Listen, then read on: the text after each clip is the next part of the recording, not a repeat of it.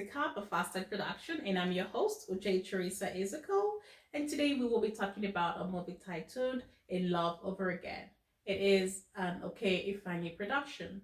If you haven't seen my previous video, please head to Critica on YouTube and subscribe.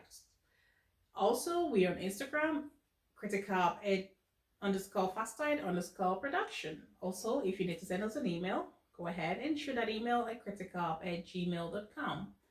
And in a couple of days, we will be having a special guest here at the show for our call out session, Creativity and You. Please, you really need to subscribe to get that notification because that video will be dropping on Sunday, July 5th, 2000 and 2000? No, 2020. No. Okay. All right. So let's head back to the movie. And there are some things I did notice there in the movie. I will say it's an average kind of movie. Okay. So we will talk about things that I did spot there, and we'll talk about things that could have been done better. The writer was able to convey a sense of atmosphere, emotion, and tone. We could see the character of Anita. Okay, Anita, for some reason, was always mad at her husband. Dan, she was either always angry, the show of emotion and overprotective. We could also sense that insecurity going on with her. And I could also sense fear. I could feel that she was up to something or trying to conceal something. Okay, which is good. It's good to let the viewers feel what the character is feeling. Okay, and it's good to have the viewers also try to guess or put the pieces of puzzle together. Oh, okay, this one is ranting like this. Who knows what she has done? That kind of setup. It's good. There are some aspects of the story that was a little bit felt incomplete. Okay, there was a digression there. Okay, and I always preach about show and tell. So you either show and don't tell, or you tell and don't show. So when these two things are not there, the story tends to feel either incomplete or kind of feels half-baked. When you try to bake a cake and the top is done and the inside is still very yucky. That's how it feels sometimes. Okay?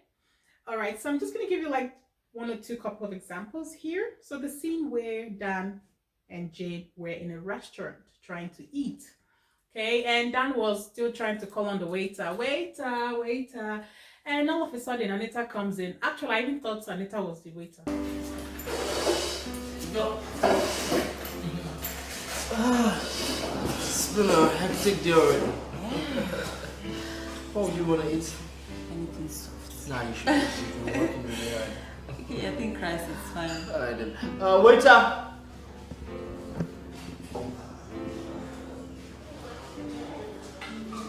Waiter! What is going on here? Bitch, your mother didn't tell you to stay away from married men. Anita, please don't. I am talking to you. And where do you know such a rabid creature from? Who's a rabbit? Who's a rabbit? Anita, oh, you shut up, you useless, shameless man. You hit me? Yes. And I will not just hit you again, I will tie you up and flog the hell out of you if you don't stay away from my husband. Are you his wife? I'm his house help. Isn't it obvious? I'm very sorry, ma. I'm very sorry. We don't have anything going on between us. We're just colleagues who came to have lunch. Would you save me that stupid life for the breads? You think I don't know prostitute like you, all you do in the office? You think I don't know? Now let me warn you. If you don't stay away from my husband, you have to undergo a surgery for my acid bath. Okay, ma. I'm sorry, ma. Let's go. Let's take this place, my friend. Let's go! To be honest, yeah. Well, then Anita comes in, and so how did Anita know that Jane and Dan were in that restaurant? There was no history of Anita stalking Dan en route to that restaurant, and there was no history of someone calling her up to say, your husband is in a restaurant with Babel, we better head out there and catch them red-handed. We didn't do that kind of thing though, so you begin to ask yourself, when has Anita become a private investigator? She just showed up there, just like that. But anyway, I guess that's what I'm trying to say anyway. You know? Yeah, so certain aspects of it kind of makes the story incomplete. So remember, show and tell. So when you're trying to write your next script, remember show and tell. So you either show and don't tell, or you either tell and don't show. One has to happen. One must happen. One must happen. Okay? All right, let's leave it at that for now. Okay, so let's go over another aspect of the story had a defined purpose. Okay, I could see that purpose there. Okay, I could see that Anita and Dan concealing secrets that became detrimental to their marriage, and that's the outcome, right? The outcome of their act is that marriage. That marriage kind of, that was the end. Okay, yeah. So we could also see, like I said in the beginning, I could see that fear. You know, each time Anita is lashing out on Dan, you could see that she was just trying to either protect herself, hide from her own self, or try to more like oppress Dan and try to make Dan not feel like she has done or she's actually doing or actually hiding something from him. Okay, so which I did like that portrayal there. I did like that purpose, which is good. Okay. Okay, the setting and description. I did like the setting, beautiful house, no doubt. Yeah, the setting and description was good, and there was steadiness in the way the story began and ended. So the story began as something that looked like a happy couple. Actually, when the story began, I was like, oh wow, he's bringing her breakfast in bed. Oh wow, so sweet.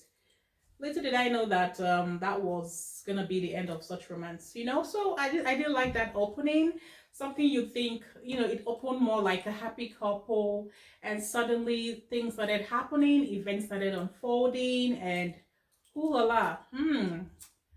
What's the opposite of happy again? Not be sad. It's sad though. Anyway, go and watch it, if you want to know if what happened there. Okay, so on the other hand, let's talk about, you know, some things that were left out for the some things were actually left out for the viewers to ponder on. Oh wow, okay. For example, the scene where Dr. Paul and Anita, they were meeting for the first time. Okay, and you could see that opening the door. Gengen, I know you from somewhere before. I know you. You know that kind of look, that kind of tensed look. It was there. Come in. Hello, old friend. Ah! My manners, madam. What a pleasant surprise. Told you I was gonna come like a thief in the night. And here we are. You are most welcome. Thank you, thank you, thank I'm you. really honored. Please sit. Now, not until I introduce to you my very beautiful wife, the queen of my heart, Anita Peters. Anita Peters with my old buddy, Dr. Paul and Honey, we have to go. I just remembered I need to give the client a document. So we just... I said let's go. It's very important. We can do this another time. we just got here. Let's go! Say hello to my friends.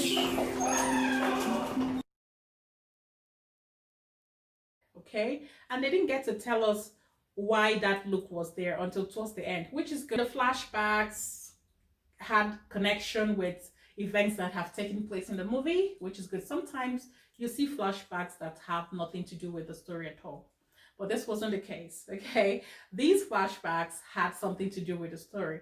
Okay, you could see that connection. You could see how the flashback actually helped to draw up a climax and a conclusion in that story, which is good.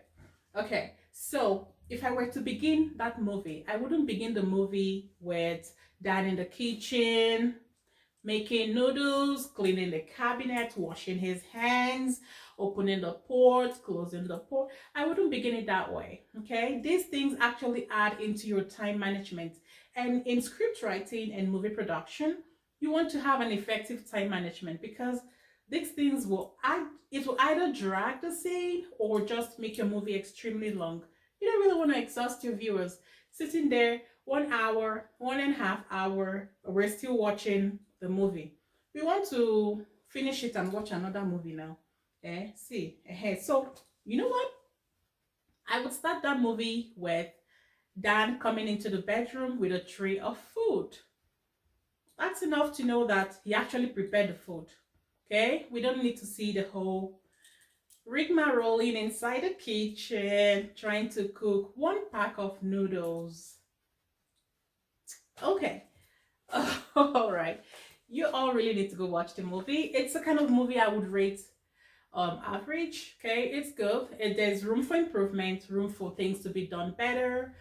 Bearing in mind, try not to overstretch the scene. Sometimes I did think the dialogues were actually some of them were actually unnecessary, especially dialogue where Dan Anita was telling Joy that Dan washes her pants and bra. I beg, what is wrong with washing your wife's pants and bra? It didn't really go down well, you know. I don't know, but that's how I feel about it. Such things actually make those things get longer and the dialogue overstretched and hmm, you know? Okay. All right. So I will stop talking. You know why? Because I want you all to watch the movie. Okay? All right, before I go, I like to encourage writers and authors out there to keep writing. It's part of the human nature to share things, opinions, and ideas. Put down few lines each day. Few lines each day will make a chapter or a book or a movie script sooner than later. Okay, and by the time your thought process comes together, you will be happy with the end result. All right, don't forget, in a few days' time, we're having a special guest here on our call out session, and I am really excited. I'm just happy. You know, when you're happy, when I'm happy, I get really sweaty. Oh my God. That's how happy I am, really, like seriously. Okay, so on Sunday, July 5th, tune in and subscribe so that you will get notifications. Okay, and I'm your host, Uche Teresa Ezekiel for Critic Cup. See you soon.